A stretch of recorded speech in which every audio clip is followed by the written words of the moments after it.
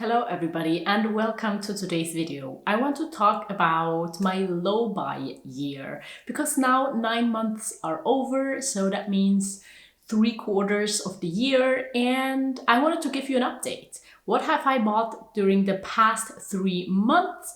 And also I'm gonna link you all the other low buy videos up here so you can check them out if you want to see what I've bought in the beginning of the year, how I set up my rules, and so on. So during the past 3 months, it was my birthday. I went home to Switzerland to visit my family, and these two things kind of made the rotation of the stuff in my life explode. Like, I brought back a bunch of things from Switzerland that I found there while decluttering the basement with my mom. I got a lot of books for my birthday, but these of course are all not things that I have bought. So I'm gonna link you a video here also with the stuff that I brought back from Switzerland. I made an entire video about that where you can see just what I brought home.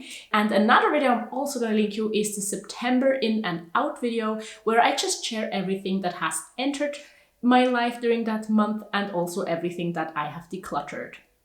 Just to give you like a better understanding of how this stuff fluctuates in my life than you would get from just this low buy, because this is the stuff I bought, I paid money for, and so it's not really representing all the stuff in my life. So let's get started. So the most important rule is that I am allowing myself to buy one thing a month.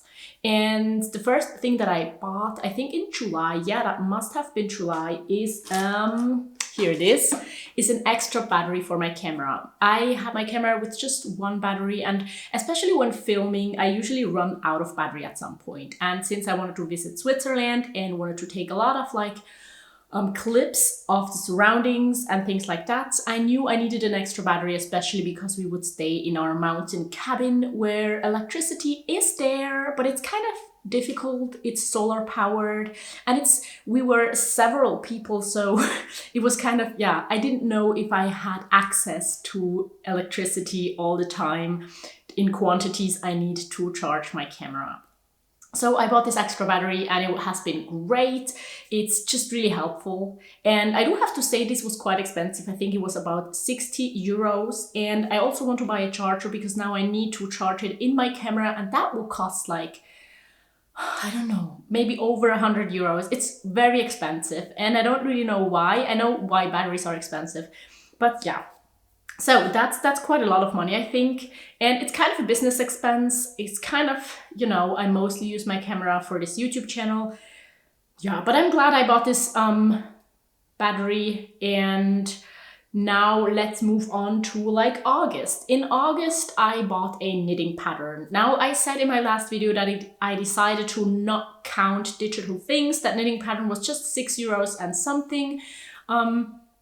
It's the knitting pattern for the sweater that I made. That is maybe the only thing you wouldn't see is new in my life if you watch like the things I brought back from Switzerland and the September in and out video, because I made that in August from wool I got for my birthday. And so that is something that I bought, the knitting pattern for this sweater.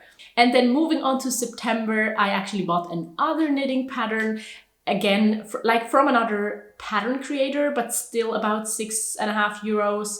And it's for this top that I'm wearing right now as well. I got the wool for free. That's in my September in out video. So these are two other things I bought. And with knitting patterns, I'm not really sure if I should count them because they are digital. Like, I wouldn't count a ticket or like a service that I need to buy that is digital, that is not physical. And I specifically said that I want to focus on the things that are in my life, like that have an impact over a long term, that I need to maybe also declutter at one point. But I also said like an ebook I would maybe count. And now a knitting pattern, it's like, it's something you use once, but maybe you're gonna use it another time if you want to knit the same sweater or top or whatever the pattern is for again.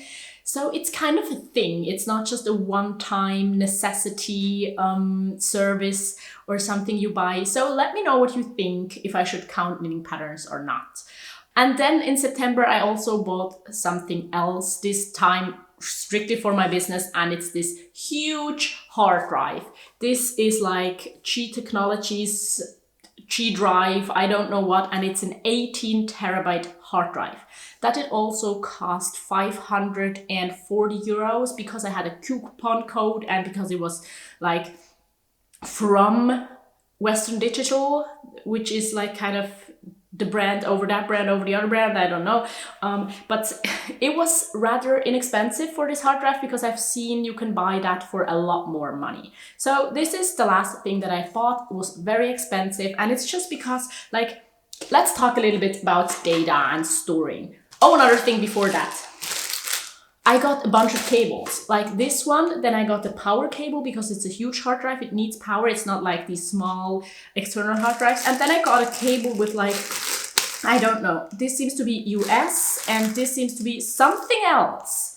So I have cable for all over the world, but I just don't need all of them, and I have them now. I don't have one of these practical travel things where you can change like the plugs for every country in the world, just because I haven't been outside of Europe so far. So I'm not sure if I want to keep those, because those would work for my computer as well. But on the other hand, it's just very big. And if I go travel, like to several continents, I would take like a smaller adapter with me, I think. So I might declutter these, but I really don't know what to do with them because nobody here needs these cables because it's not the right ones for the plugs we have here. So that's just something a bit annoying that you never know what's gonna be included in. I mean, of course, it says like a cable is gonna be included, but it didn't state that there were 3 cables for all over the world. I mean, it's convenient, but as a minimalist and as somebody who cares about sustainability, it's a bit annoying. So what I wanted to say about data storage. I'm a minimalist, but also I liked photography from back when I was 8 years old. And back then, it was just starting to be possible making photos with digital cameras. So I started out with like a very small SD card, not that much storage. We had a family computer with 40 gigabyte of storage for all of us, so I had to keep my files small. And that continued on over the years. I never wanted to have like, I never was one of these people that bragged with how many terabytes of file they have and store. So I always declutter my files. I always make sure that I don't keep the things that are just garbage, that I just don't need, that I will never want to look back at because it's like blurry, it's bad quality, it was an accident that I took the photo or the video or things like that. But with this new camera, with filming a lot of YouTube videos, there's a lot of data. But I'm also not one of these people who just says, yeah, let's delete everything once it's uploaded, because I know I might need the files again. I know that has happened several times. I know I want to keep those to be safe if my YouTube channel gets deleted, whatever, just to have my files. So I will declutter them, because some people say it's not worth decluttering them. It takes more time than it takes money to buy extra storage. But I want to have like an organized and decluttered storage of my files. And still it's exploding. Like I have so much data that I need to store somewhere. And I hope this 18 terabyte hard drive is going to be enough storage for the next few years. Maybe I need to have like, that's like the backup drive. And then I have my primary drives. So I have 8 terabytes, 9 terabytes in primary drive. So that's half of that. So obviously I'm going to need to buy more drives at some point during the next few years. Hopefully not this year and hopefully not next year, but we're gonna see. So these are the things that I have bought during the past 3 months. And now I want to say just what I realized or how I'm feeling about this low buy after 9 months. So of course I committed to do that for a year. I wanted to do this low buy for 1 year, buy one thing a month. The first thing I realized that it's just not as easy to determine what one thing is, that maybe I need to make my rules stricter. And then I decided to exclude like these digital things, like from an item. And the other thing that we have been talking about in the comments, and a lot of you mentioned, is business. Like, should I count the business things towards the things that I buy? Now, of course, they are here in my home. I own them, but it's not the same. Like, I don't have the same power over deciding if I need them. Like, to run my business, I just need these things. It's not that much of a choice. And so a lot of you suggested that I exclude business things from these things because my business is not like, The highest priority is not to be very minimal, because if it then doesn't work, it just doesn't make sense. And so this year I have decided to include the business expenses, business things. Like, that's actually the second hard drive I bought this year, and like the battery, and I think there were some other things, but I just don't remember right now that I have bought for my business. But if I'm continuing to do that next year, I think I'm going to exclude business things. And then the other thing that I have realized is that until now, I have rarely bought something just because I wanted it. But I feel like there have been a lot of things where it was not like I'm treating myself to one item a month, but it was like, well, I need 3 things and I need to decide which of these 3 things is going to be the thing for the month, because I'm only allowed 1. And then the next thing is that I really need new bralettes, for example. But now if I'm going to buy like a 3-pack of bralettes, is that 3 things? Am I then not allowed to buy anything else this year? And so I have come to think that maybe it's still wise to exclude things that I need to replace. On the other hand, I don't think I need like 12 things extra. And then another thing that I have been thinking a lot about is knitting equipment. I love knitting. I have really come to love it more and more again this year, and I would love to make so many things. Now, for one, I don't really need so many things in my wardrobe, but you have had amazing ideas of maybe selling my knits or knitting for charity, or I could also like do knitting giveaways. What do you think about that? Like, I give away a sweater, and then whoever wins can tell me which color, which size, which like pattern it should have. I think that would be an amazing idea as well, for me to like knit with a purpose, and still have that hobby without accumulating a lot of sweaters I don't need.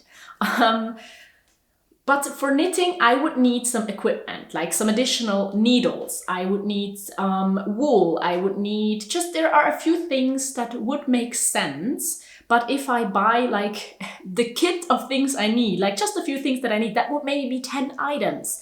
And if you buy like 10 different needle sizes, is that then 10 things, or is it 1 needle set? And things like that. I've been just thinking about that, and thinking that if I continue doing this low buy the way that I have been doing it, it's not going to be possible. I can never buy like just a bunch of knitting things that I need for this new hobby. But that doesn't make sense for me. Like, life does change. Life sometimes you just need like new things, and I don't want to restrict that. I want to be able to buy these things, but I also want to be able to like be very intentional with the things I buy new. So I also do not want to buy 100 new things each year. So that has just been something that I've been thinking about, that I'm not sure about, where I would also like your insight on how you would handle that. Because I do really like kind of monitoring the things I buy, to learn more about myself, to just realize how much it is that I actually need, that I want to change, how much it is that actually breaks from just like being a minimalist, having a limited amount of things and using them very frequently. Yeah, so let me know what you think about that. And I think that is it for this video. I will do a final video at the end of the year, maybe sharing everything that I have bought during this year. Let me know how you would like that. And maybe I'm going to continue doing it, but maybe in another way. I'm not sure about it. Let me know how you do your low buys or no buys. If you do any, what kind of rules you suggest for me, or have for yourself, or think about doing one time. And I do hope you like this video. If you did, you can consider giving it a thumbs up, because that would really help my channel. And I also hope to see you in my next video. If you want to see more, I'm going to link you a video here and a playlist here that you can check out right now if you're interested and if you have time. And see you next time. Bye!